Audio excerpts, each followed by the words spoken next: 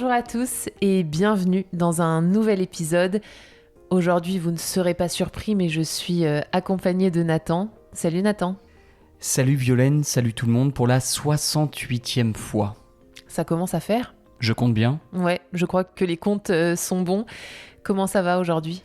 Ça va, surtout que je viens de prendre mon 4e café de la journée. C'est le début d'après-midi, à 4h de l'après-midi. C'est normal ? Ouais, moi ça me paraît normal, d'autant que tu as introduit notre thème du jour. Aujourd'hui, on va parler d'un thème très spécial pour les Français, le café et l'amour qu'on porte au café. Déjà, j'ai envie de commencer peut-être par une chose avant qu'on entre dans le vif du sujet, Nathan. Peut-être préciser pour les gens qui nous écoutent que café, en français, ça désigne quand même 3 choses. La première, évidemment, c'est la boisson, ce qu'on boit quand on boit un café, mais il y a aussi d'autres choses. La deuxième chose, c'est le lieu, évidemment. On va au café. C'est une sorte de brasserie, même de restaurant, de café, donc le lieu, comme on dit. Ça représente plein de choses. Ça peut aussi être un bistrot, par exemple. Ça peut être aussi, comme tu dis, un lieu qui fait restaurant ou juste on peut s'attabler pour boire un café. Donc on va au café, exactement. Et quoi d'autre ? Et en fait, c'est aussi le moment. C'est ça, quand on dit par exemple, allez, on va se boire un café. Est-ce qu'on va vraiment boire un café ? J'y pense alors parfois oui, mais si je dis à un ami, ça te dit de boire un café, d'aller prendre un café maintenant, peut-être que dans la foulée, je prendrai une menthe à l'eau, pour pas citer de marque, une boisson gazeuse célèbre. Bref, c'est pour boire un verre en fait. En fait, à la différence de boire un verre qui va plutôt être le soir quand on boit de l'alcool, boire un café, c'est un peu quand on va boire un coup l'après-midi et que là, on va prendre soit une boisson chaude, soit un soda, soit un soft, etc. Et à mon avis, c'est aussi surtout l'occasion de se retrouver pour discuter. Quand je dis ça à un ami, par exemple, on va boire un café, c'est surtout l'occasion de se retrouver, de discuter, de parler de quelque chose. Voilà. Exactement. C'est le moment. Exactement, un moment de partage. Bref, tout ça pour dire que, café, ça désigne 3 réalités, 3 choses. Ça prouve à quel point c'est important dans notre vie au quotidien. Peut-être qu'on peut parler de nous, notre relation au café. Alors, j'ai envie quand même de préciser, donc moi, je suis une grande fan de café, j'en bois beaucoup, mais peut-être qu'on peut mentionner qu'avant 2017, je n'aimais pas le café. Qu'est-ce qui a changé ? Ce qui a changé, c'est que j'ai commencé un travail à la radio en 2017 et quand je suis arrivée dans la station, dans l'entreprise, je me suis dit, mais peut-être qu'il faut que je me force à boire du café, ça fait un peu pro, ça fait un peu adulte. J'allais pas prendre genre à la machine à café un chocolat chaud. En France, en tout cas dans notre culture, à la machine à café dans l'entreprise, la quasi-totalité des gens vont prendre un café. Un thé, c'est beaucoup, beaucoup plus rare. Un jus de tomate, ça peut arriver peut-être l'été, mais là aussi, c'est rarissime. Donc, on va prendre un café. Ça fait adulte, t'as raison. Donc, avant, tu ne buvais pas de café. C'est vrai, quand tu dis que tu es une grande consommatrice de café, t'en bois combien par jour ? J'en bois 4 par jour en général et surtout, en fait, j'en bois tous les jours. C'est-à-dire que moi, le matin, si je me lève et que j'ai pas mon café, ça peut très mal commencé. Il y a eu des fois où il y avait plus de café à l'appartement et je suis sortie en pyjama, en tongs au supermarché à côté parce que c'est presque une addiction. Si je commence pas la journée avec un café, ça passe pas. Donc je dirais 4 par jour, 2 le matin, 2 l'après-midi. Je crois que dans les pas dans la norme, mais dans les recommandations, en tout cas pour la santé, on dit souvent entre 2 et 4 maximum. Sinon après on est un peu trop énervé, c'est pas très bon pour notre corps. Moi je dirais entre 3 et 4 aussi. Très souvent pour être précis, 1 pendant le petit déjeuner, pendant que je mange en fait, avec mes tartines au beurre. C'est la réalité, je me prends un café. Le matin, moi c'est un café allongé, alors que ensuite, je vais reprendre un second café dans la matinée, je dirais autour de 10h30, 11h. Là, le café sera souvent plus court, donc ce sera un expresso, comme on dit, un espresso. Et en début d'après-midi aussi, un café assez serré, un café court. Ouais, mais je crois que le matin, tu prends un double expresso. Pour être plus précis, parce que t'allonges pas ton café avec de l'eau. Ça dépend. Parfois, je prends un café allongé, c'est-à-dire qu'il sera un peu moins fort avec de l'eau, mais c'est vrai qu'aussi, parfois, je double l'expresso. Donc, mais globalement, c'est vrai que les Français boivent du café le matin. Nous, on va utiliser la machine, une machine avec les petites capsules violaines, comme pas mal de Français. Je sais que mon père, ma grand-mère aussi utilisent ça, pas mal d'amis également. Avant, on utilisait, je crois, la cafetière française. Non, on utilisait la moka, la cafetière italienne. Ah C'est oui, ça dont tu parles. pardon, la cafetière italienne, évidemment, Mm. avec du café en dessous. C'est ça qu'on met. Et qu'on porte à ébullition sur les plaques de cuisson. La cafetière française, c'est quand on presse le café Tout à fait. comme ça. Ouais, donc la moka, la cafetière italienne. Il y a aussi certaines personnes, moi dans mon entourage, donc c'était le cas de mes grands-parents, c'est aussi le cas de ma mère, qui ont des machines à café à filtre. Franchement, c'est pas fou, parce que je trouve que ça fait un café, comme tu l'appelles et comme on l'appelle en général, un peu jus de chaussette. Donc un café qui est très peu concentré. Et Parce qu'on imagine la chaussette qu'on va presser pleine d'eau ou de café, et ça va faire un jus. Et c'est péjoratif, évidemment. Hein. C'est pour dénoncer et critiquer le goût que ça a, qui est très léger, mais facile à boire aussi. Par moments, c'est pas mal. Et au moins, là, ça a l'avantage aussi de pouvoir prendre du bon café, peut-être en sachet, de qualité, du café du Kenya, de Colombie, par exemple, et l'utiliser aussi dans cette machine. Je trouve que ça passe, ça dépend des moments. Mais c'est plus léger. Hein. Ouais. Il y a un peu moins de saveur. Il est moins fort, le café. ouais, c'est vrai, c'est plus un café d'après-midi, tu vois, en début d'après-midi. Et oui, dedans, tu peux mettre du café moulu, mais c'est vrai que de plus en plus de personnes ont des machines à café avec percolateur, et donc ils utilisent du café en grains. En grains, Mm. c'est ça. Et d'ailleurs, c'est l'un des derniers cadeaux que l'on a offert à mon père avec mes frères et mes sœurs pour son anniversaire. On lui a acheté une très belle machine à café comme ça, avec des grains que l'on met au-dessus. Il y a un gros bruit assez fort et ça permet de rendre le café. Bah, ma sœur et son copain, et aussi une de mes amies et son copain, ont chez eux une machine percolateur, avec percolateur, je sais pas trop comment on dit. Et c'est vrai que quand je vais chez eux et que je les vois faire un café, je fais « Ah, on dirait un peu des baristas ». Tu sais, ça fait un peu professionnel. Mais en vrai, je pense quand même que la majorité des Français, pour la simplicité et la rapidité, utilisent des machines à capsules. C'est ça, et la majorité des Français aussi boivent des expressos, plutôt des cafés courts, hein, notamment après le déjeuner, c'est vrai. Moi, par exemple, je bois que ça. Après le déjeuner, si je suis au resto, si je suis chez moi, je vais toujours dire un expresso sans sucre. Hein. Ça aussi, c'est classique chez pas mal de Français. Et c'est rarissime de voir quelqu'un demander un café allongé, un americano comme on dit. Un café américain, c'est super rare, sauf si on va dans des grandes enseignes, des chaînes, notamment une qui commence par un S, hein, et qui finit aussi par un S. un S. Voilà, mais même là, moi, alors j'y vais pas trop parce que j'avoue que moi, je préfère les enseignes un peu indépendantes. On en trouve plein en Europe, notamment en France, en Italie, en Espagne. Donc, je dois le dire, je boycotte un peu cette chaîne-là, ce genre de chaîne, mais j'y suis déjà allé quelques fois, et même là, alors que le choix est fou, il y a une quantité de possibilités, de variétés de café, un peu compliqué pour moi, avec plein de choses, notamment sucrées, donc ça me dégoûte. Mais même là, par exemple, je vais prendre un expresso, et voilà, donc c'est un café totalement basique en fait. Ouais, mais ça, on en reparlera hein, de ces coffee shops, de ces grandes enseignes, on en reparlera juste après. T'as parlé du fait que très souvent on prenait le café noir, c'est-à-dire sans sucre et sans lait, j'ai envie de dire, dans la majorité des cas. On a parlé de l'expresso, on peut aussi mentionner le café serré, qui est un mini expresso, on va dire, qui est encore plus puissant que l'espresso. Que toi, tu bois jamais, je crois. Moi, par contre, je le prends pour certaines occasions très précises, notamment quand j'ai mal de tête. Dès que j'ai un début de mal de tête, quand ça me lance, comme on dit, je sens que ça va arriver immédiatement. Si je suis dehors, je vais rentrer dans un café. Je me souviens d'ailleurs d'Arles. Tu te rappelles quand on est allé passer un week-end à Arles, dans le sud-est de la France? Il était aux alentours de midi.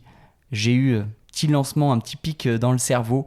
J'ai foncé dans un café-restaurant et là j'ai demandé est-ce que c'est possible de prendre un café à emporter parce qu'ils allaient servir le déjeuner et j'ai pris un ristretto, c'est ça, Ouais. un café très serré, donc super fort, très amer, mais c'est efficace, au moins pour le cerveau. Voilà, petit conseil que je donne aux personnes qui ont des migraines, des céphalées de tension, enfin bref, des maux de tête, prenez ça, c'est souvent efficace. Donc ça, c'est le café serré, ce que tu prends parfois. Moi, tu le sais, Alors, on va parler là surtout quand on est dehors, quand on va dans des cafés. Moi, ce que je prends quand même surtout, c'est le café noisette. Donc, le café avec une noisette de lait, un tout petit peu de lait. Je cherche en fait le cortado espagnol qu'on boit en Espagne. Donc, le café noisette. On a aussi le cappuccino, comme en Italie, donc avec un peu plus de lait. Est-ce que beaucoup de Français prennent des cappuccinos, boivent des cappuccinos? Est-ce que tu en vois quand tu te balades sur les terrasses? Bah, honnêtement, Pas l'impression. je pense qu'il y en a de plus en plus. On en parlera que nos goûts changent en matière de café, mais en vrai, je pense que la majorité des gens, c'est soit espresso, soit café noisette. Tu sais, dans les toutes petites tasses. C'est rare qu'on voit des grandes tasses avec le cappuccino quand on va dans des bistrots ou ce genre de choses. Oui, c'est tout petit.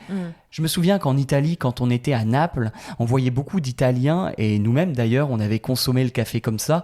On était au comptoir et on le prenait un petit peu devant le serveur ou le patron du café, et on le prenait sur le pouce rapidement. Moi, par exemple, quasiment jamais je prends le café à emporter. Je veux m'asseoir. C'est le moment aussi que je chéris. J'ai besoin d'être assis, de le boire, de passer au moins 10 minutes avec mon café, assis. Ouais, moi aussi, j'aime bien à table, mais j'aime aussi beaucoup au comptoir, comme t'as dit. J'adore notamment en Italie ou en Espagne quand à l'avance, ils mettent, tu sais, plein de soucoupes pour les différentes tasses et après, ils font le café à la chaîne et comme ça, c'est prêt directement. On le fait un peu moins en France de préparer à l'avance. Bref. Mais ouais, sur la conso, c'est vrai qu'on consomme majoritairement, nous les Français, assis. Quand vous êtes dans un café, on va vous demander si vous voulez du sucre et après, on va vous l'amener. Mais c'est vrai que c'est pas forcément un réflexe. En général, il y a un petit sachet de sucre avec. Ouais, ça dépend. Et si vous avez de la chance, vous avez un petit gâteau avec. Ça, c'est cool. Souvent, c'est des petits spéculoos ou un petit carré de chocolat. Et voilà. Mais c'est vrai que les goûts des cafés, la forme aussi que ça prend sont différents en fonction des pays. Tu le sais, Violaine, on a pas mal voyagé. On est allé en Colombie, un très beau pays de café, de producteurs de café. On a d'ailleurs, c'était très français ça, de visiter des fermes de café. Des fermes de café, exactement. Aller voir des producteurs. Je me souviens qu'on avait fait des visites guidées et il y avait beaucoup de Français avec nous. On avait on avait acheté du café pour amener en Europe. Mais par contre, là-bas, c'était drôle, le café était un peu différent.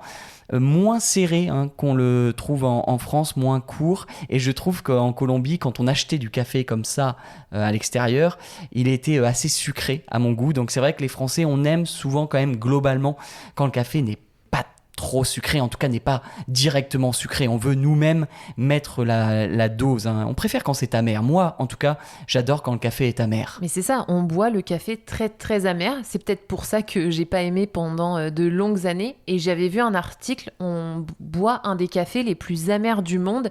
Nous, en général, en France, on boit un café qui est extrêmement brûlé. Donc c'est pour ça que c'est très très amer. Juste pour dire, on parlait, tu sais, qu'on aimait s'asseoir quand on buvait un café. Déjà, on aime s'asseoir. On aime, nous aussi, demander un verre d'eau avec, un verre d'eau gratuit. Oui, parce que ici, c'est l'avantage en France, c'est qu'on ne paye pas l'eau dans un café ou dans un resto. Donc une carafe d'eau, mais ça c'est au resto quand on mange. Mais même si on prend juste un petit café, on va nous apporter, si on le demande, mais pas toujours, parfois c'est automatique, on va nous apporter un mini verre d'eau. Et ça fait plaisir, notamment en ce moment, en été, Et on aime aussi, quand on s'assoit boire un café, regarder les gens. On dit souvent que les Français font ça, du people watching, mais c'est vrai et c'est pour ça qu'on aime savourer un café à une terrasse, par exemple. Est-ce que juste tu trouves que le café en général est bon en France ? Franchement, ça dépend. Par exemple, quand je vois que c'est des cafés qui viennent de grandes entreprises qu'on voit un peu partout, il n'est pas très bon. Je sais qu'il y en a un à La Rochelle, comme ça, qui a le monopole La Rochelle. On ne va pas le citer. Pour moi, les meilleurs cafés, c'était quand même en Italie et en Espagne, mais en France, ça va, on trouve notre bonheur. Bonne surprise en Espagne, c'est vrai. Dans le boui-boui du coin, comme on dit, dans n'importe quel bar pas fou, pour dire la vérité, dont la nourriture était vraiment pas très bonne, tu pouvais te retrouver avec un café délicieux, dans des bars à tapas même, un petit quartier pas touristique, etc. On goûtait du café vraiment délicieux et pas cher. Le prix en France du café, il a pas mal augmenté, mais ça coûte combien ? 2 euros ? Ouais, 2 euros pour un espresso, hein, on parle d'un espresso. Franchement, au-delà de 2 euros, j'ai un peu l'impression qu'on se fout de ma gueule. Ouais, qu'on se fout de toi, qu'on se moque de toi, bien sûr, tu peux le dire. Donc voilà, non, franchement, 2 euros pour un espresso, c'est le maximum. Le café noisette, le cappuccino, etc., c'est toujours plus cher. Mais c'est vrai que dans les plus petites villes, on va dire qu'il y a une moyenne de 1,60 €. On peut trouver des cafés à 1,60 €, 1,70 €. C'est vrai, à Nîmes, hein, on trouve ça encore. Évidemment, ça dépend si tu bois ton café au restaurant de la Tour Eiffel, dans un restaurant étoilé, au musée du Louvre. C'est peut-être plus justifié d'avoir un prix qui dépasse les 2 euros. Mais globalement, non. Moi, c'est vrai, je boycotte un peu au-delà des 2 euros, quoi. Et est-ce qu'on peut peut-être donner une astuce à nos étudiants, parce que ça me fait penser à une anecdote que j'ai vécue il y a pas longtemps. En France, si vous dites « je veux un café », à un serveur, il va vous amener un espresso. Peut-être qu'il faut le préciser, ce sera le café par défaut qu'on vous amène. Si vous dites je vais vous prendre un café, s'il vous plaît », ce sera un espresso. Ce sera pas un allongé ou quoi que ce soit. T'as raison, et moi d'ailleurs, donne-moi 2 secondes pour réfléchir, mais je crois que quand je commande, je dis un café, et voilà, pas plus, quoi. Mais moi, une fois, je suis allée me poser dans un café toute seule, et juste avant de demander de m'asseoir, je dis au serveur « est-ce que je peux m'asseoir pour prendre un café, s'il vous plaît ?» Je l'avais peut-être mal formulé. Et il m'a répondu « oui, oui ». Et en fait, après, il est revenu directement avec un espresso. Alors que je voulais qu'il revienne prendre ma commande et j'aurais commandé autre chose. Oui, c'était une manière de demander si tu pouvais t'asseoir. Exactement. Ok, donc une erreur de compréhension entre vous deux. Voilà, ça nous arrive même à nous, même entre natifs. Nathan, on a parlé du prix, on a dit que franchement, au-delà de 2 euros pour un espresso, c'était pas cool. Mais franchement, force est de constater que maintenant, il y a de plus en plus de lieux en France où l'espresso va être à 2,20, 2,30. Ah oui ? Les coffee shops. Ah, je t'avoue que ça, c'est pas dans mes habitudes d'aller dans ce genre de lieu. Est-ce que j'y suis déjà allé dans un coffee shop ? Je crois pas. Bon, on y est déjà allé ensemble. En France ? Pas sûr. Pas sûr en France, t'as raison. Mais à l'étranger, oui. Mais en France, peut-être que tu le vois quand tu te balades ou quoi que ce soit, mais il y a quand même de plus en plus de coffee shops qui ouvrent à Paris, dans les grandes villes. T'as remarqué quand même. Oui, mais c'est quoi en fait un coffee shop ? Est-ce que c'est un lieu juste où tu bois du café, où tu peux prendre toutes sortes de café ? Tu peux boire du café, mais t'as des offres, on va dire, un peu plus gourmandes, un peu plus originales que celles d'un bistrot, quoi, d'une terrasse de café. Je connais pas du tout, tu vois. Je pourrais même pas te citer un exemple d'un café un peu différent. C'est vrai que c'est pas du tout, moi, dans ma culture. Est-ce que t'as je sais pas, pas des noms, mais des exemples même de composition ? Qu'est-ce qu'il y a dans ce genre de café un peu plus originaux ? Déjà, tu peux avoir des laits végétaux, alors que c'est un peu plus compliqué, tu vois, dans les bistrots traditionnels, où là, ça va être du lait de vache. D'accord. Tu sais, tu peux commander, par exemple, du flat white, des lattés. Qu'est-ce que c'est ? Je suis pas experte, mais je crois que le flat white, c'est 2 doses d'expresso et du lait. Voilà, okay. C'est tout. Mais tu vois, ce genre où tout est écrit en anglais. Tu vois, et parfois, j'ai déjà vu des photos, des images sur Instagram, parce que évidemment, c'est très Instagrammable, c'est très visuel, c'est joli. Parfois, je vois comme du colorant ou des couleurs rouges, bleues. Est-ce que ça fait partie de ces cafés un peu originaux qu'on peut trouver dans les coffee shops ou... Ouais, je crois que tout est fait pour attirer les jeunes. Je sais pas du tout. Je sais pas trop de quoi tu parles. C'est peut-être du matcha, quand c'est vert. Matcha. Mais j'ai vu aussi violet, j'ai vu rouge, enfin bref. Mais pour moi, tu vois, tout ça, ce sont des nouveaux cafés et peut-être que je suis un peu conservateur ou traditionnel, mais je suis pas hyper attiré, j'allais dire pas hyper ouvert, mais surtout je suis pas attiré. Ça, tu vois, ça me dégoûte presque, ça me répugne. Non, c'est un peu fort, mais c'est vrai que ça me repousse. J'ai pas du tout envie, déjà, de payer évidemment 4, 5, 6, 7 euros pour boire ce qui est pour moi un café en fait. Mais je crois que quand t'étais à Lyon, t'es allé dans un coffee shop. Ah, récemment là, je suis pas sûr. Moi non plus, je suis pas trop le public de ça, mais enfin, même si on serait le public cible, mais moi j'y vais pas trop. J'y suis allée à Toulouse quand je suis allée voir une copine. Et bon, moi j'ai commandé un truc très très simple, mais tu vois, elle me dit oh, moi je vais prendre un dirty chai latte. Tu sais ce que c'est? Absolument aucune idée. Bah, je crois que le chai latte c'est un thé avec du lait, et quand on dit que c'est un dirty chai latte, c'est que tu ajoutes un shot d'espresso. Ok. Je crois, hein. Et j'ai l'impression que tous ces trucs-là sont super sucrés. Est-ce que c'est le cas, tu penses? Bah, pas toujours, mais ce qu'on peut dire, que c'est quand même toujours les coffee shops des trucs de bobo. En tout Ouais. cas, en France. Oui, dans les grandes villes, dans des quartiers bobos, bourgeois, bohèmes, donc très branchés, très jeunes. Est-ce qu'on sait d'où ça vient, tu vois, cette mode? Pourquoi il y en a plus maintenant? Est-ce que c'est encore une fois à cause des réseaux?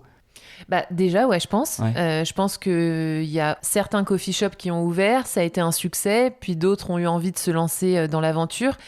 Ils n'ont pas besoin de grands locaux parce que tu sais, c'est des tout petits lieux. Tu peux pas trop t'asseoir ou alors tu t'assois sur un banc devant. C'est des décors très industriels. Je pense que c'est pas très cher à faire et que tu as une grosse marge de rentabilité. Ah, tu parles du point de vue entrepreneurial, mais pourquoi ça marche autant? Est-ce que c'est parce que c'est bon, tout simplement? Peut-être que c'est super bon, tu vois. Ouais. Il va falloir que je m'ouvre, que je sois plus curieux.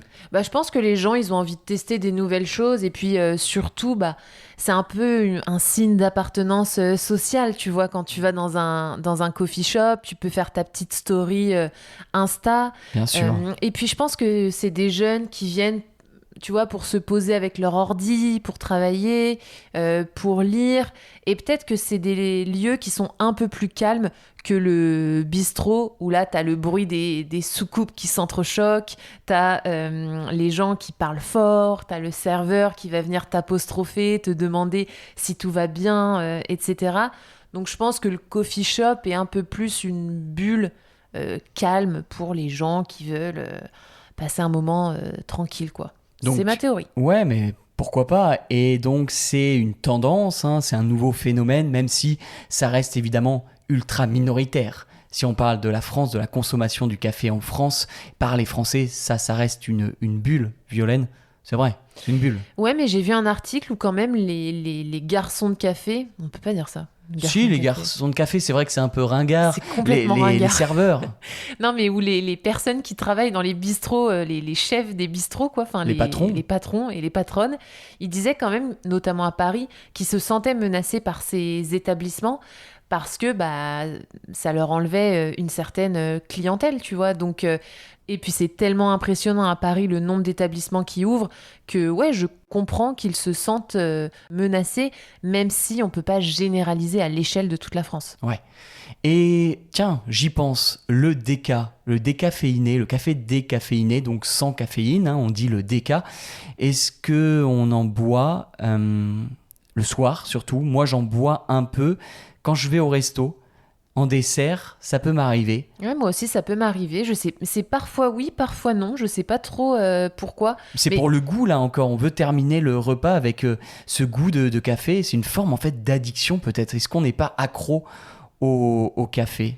Ouais, mais c'est pas fou quand même, hein, le déca. C'est pas très bon. On sent que c'est pas du café quand même. Mais moi, j'aime bien demander un déca. Et c'est vrai que tu l'as bien dit, on le demande comme ça.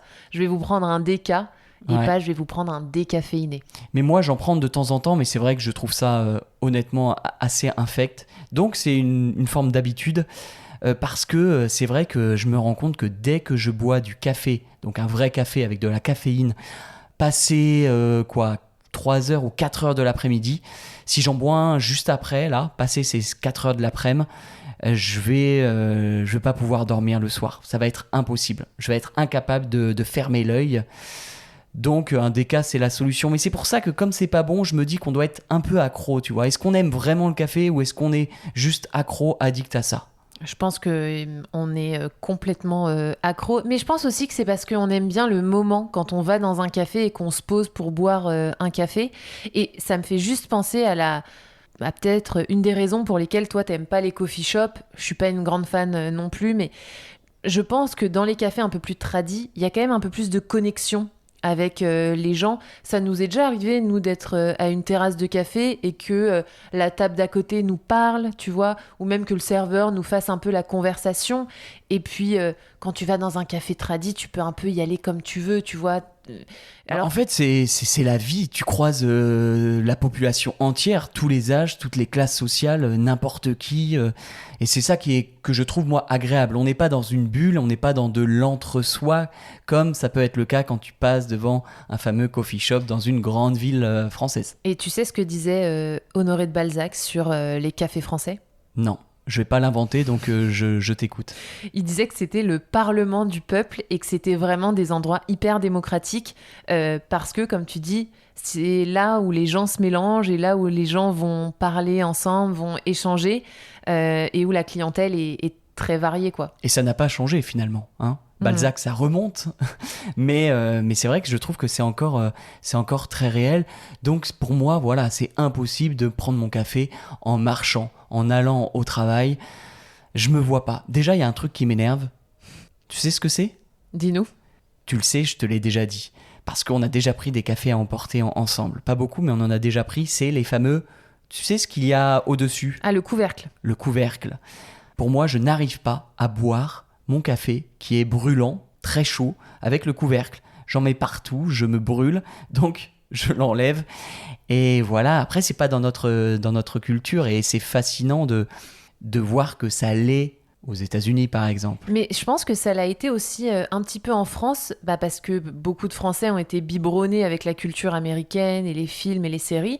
Et il y a eu un moment quand Starbucks est arrivé en France, pour ne pas les citer, où tu voyais des gens avec leur cup. Leur gobelet ? Ouais, leur gobelet, très bien. Leur gobelet à emporter. Et c'était, je pense, un peu stylé, tu vois, à l'époque. Et je pense que ça allait encore de se balader un peu à Paris, peut-être avec un gobelet en marchant de manière un peu pressée. Certains le font d'ailleurs, hein. Les gens qui travaillent, je pense, peut-être au quartier des affaires, à la Défense à Paris. Mais c'est pas du tout général à tous les Français. Mais je pense aussi que nous, ce qu'on aime, c'est prendre un café et rester assez longtemps à la terrasse. Et là, au coffee shop, en vrai, tu peux pas le faire. Une fois que tu as fini ton café, si tu es assis, c'est pas, tu vois, tu vas pas passer du temps. Non, je pense qu'on va te faire comprendre qu'il faut que tu partes. Donc ça, c'est un bon point quand même pour les bistrots. Et puis moi, j'aime bien aussi les bistrots, tu sais, quand ils sont un peu dans leur jus, un peu vieux, où il n'y a pas trop d'esthétique, où l'esthétique est pas soignée de fou. Ça, j'aime bien. Je m'y sens bien, en fait. Je trouve que c'est moins impressionnant qu'un coffee shop avec l'esthétique hyper léchée, hyper travaillée. C'est bon. Complètement. Autre question, je pense, qui peut intéresser, enfin, autre chose qui peut intéresser nos auditeurs, le café instantané, la fameuse question, tu sais, du café qu'on peut trouver même dans des sachets. Non. Non. Pour la très grande majorité des Français, c'est clairement vu comme pas comme du café en fait. Ce n'est pas du café pour beaucoup d'entre nous. Et pourtant, j'adore ça. J'adore le café. J'en ai besoin comme toi, le matin surtout, pendant le petit déjeuner pour commencer la journée et après, à la fin du déjeuner, hein, surtout. On va dire que c'est les deux moments où j'ai absolument envie d'un café. Mais je préfère l'abstinence. Je préfère ne pas consommer de café plutôt que de boire un café instantané. Vraiment, je ne le toucherai pas. Mais honnêtement, hein, franchement, j'en boirai pas. Je préfère ne rien boire plutôt que boire ça. Je trouve ça infect et pour moi, ce n'est, encore une fois, hein, c'est une autre boisson, quoi. Je sais pas ce que c'est, mais c'est pas du café. Et nous, on est aussi très ritualisés parce qu'on préfère ne pas boire un café tu sais, quand on se balade, etc., que boire un café dans un endroit où on peut ne pas être bien assis, etc. Tu sais, on veut toujours trouver un peu la terrasse un peu sympa, confortable, où on peut voir les gens, Quand etc. tu dis nous, là, tu parles de tous les deux, hein. Tu parles pas Oui. des Français, hein, de Non, la non. société. Oui, ça c'est vrai, ça c'est propre à nous. Mais voilà, le café instantané, non. Hein. Non. D'ailleurs, on en aura très peu en France, peut-être dans des hôtels de mauvaise qualité. Oui, avec une bouilloire dans la chambre, tu Ouais, sais, mais exactement. ouais, souvent il y a quand même des machines à capsule. Nathan, on n'aime pas trop les coffee shops, je crois qu'on a compris. Il y a de l'espoir, tu sais pourquoi? Pour Petite devinette, est-ce que tu petite peux... devinette, il y a quelque chose qui revient en force en France. Voilà, les Français ont envie d'un retour à l'authentique. Un indice? C'est des endroits où on peut jouer, boire un café et parfois on peut manger aussi. Quand je dis jouer, c'est jouer les jeux à gratter, tu peux parier. Ah, ok, acheter des tickets à gratter. Ah oui, bien sûr, c'est le fameux PMU. Mhm. PMU. Tu te lances dans l'explication pour les gens qui connaissent pas? Alors, qu'est-ce que c'est un PMU? Comment le décrire? Évidemment, il y en a dans tous les cafés, dans toutes les villes, les villages aussi de France. C'est un café, c'est un lieu, hein, c'est un café évidemment très populaire. On retrouve vraiment toutes les couches de la population. Et c'est vrai que c'est souvent un lieu en fait qui a plusieurs usages, plusieurs fonctions. On peut boire un café, il y a souvent quelques tables, hein, évidemment. On peut aussi acheter, je pense, des cigarettes, non là-bas aussi. Ouais, ça dépend, mais oui, en général, on peut. Le tabac, des tickets à gratter, hein, la loterie, voilà. Jouer au loto, jouer au paris sportif, évidemment, au paris hippique. Et je crois que c'est la base, voilà, c'est l'origine du PMU. On allait là-bas pour parier sur les chevaux, sur les courses de chevaux, quoi. Ma grand-mère a adoré ça il y a quelques temps. Et ça, en fait, c'était souvent, honnêtement, un endroit un peu craignos, un peu glauque, Très mal vu très mal pendant vu, longtemps. parce que c'est vrai qu'il y avait plein de gens qui venaient aussi et certains qui consommaient beaucoup d'alcool, donc il y avait des personnes alcooliques. Parfois, voilà, il y avait des petits problèmes. Ça sentait pas toujours très bon. Bref, c'était l'image qu'on lui collait à la peau. Et maintenant, il y a une forme de hype. Ça revient un peu à la mode, non? Ouais, ça revient un peu à la mode aussi parce qu'il y a beaucoup de gens de jeunes qui ont repris, qui ont racheté des PMU et qui les ont un peu modernisés, on va dire, sans perdre l'âme. Mais aussi parce que les gens veulent du brut, de l'authentique et veulent payer leur café 2 euros max, se mettre au comptoir et voilà. Et quand tu vas au PMU, tu peux avoir des petites cacahuètes, des petites olives. C'est un peu plus généreux que le coffee shop, pour prendre l'exemple, pour continuer avec cet exemple. Tu te rappelles à Paris, au JO, on était rentré dans un PMU, on avait pris un café, on avait gratté des jeux et il était très bon, notre café. Et c'était l'un des cafés peut-être les moins chers de Paris. Donc c'est vrai que quand on va dans un PMU, il faut prévenir quand même, hein. On n'y va pas pour la beauté du lieu, on n'y va pas pour être dans le café le plus historique de Paris ou d'une ville. Non, on y va pour les prix et pour être avec aussi les Français, quoi, avec tout le monde en fait. C'est pas gentrifié, quoi. Non, normalement, c'est pas C'est gentrifié. l'inverse du coffee shop peut-être. Voilà, et souvent, c'est des très très bons cafés qui brillent par leur simplicité. Donc, si jamais vous êtes dans une ville en France, regardez s'il y a un PMU, regardez si il est, je sais pas, bien noté peut-être, ou si vous passez devant, vous voyez que c'est sympa, et aventurez-vous-y. Ouais.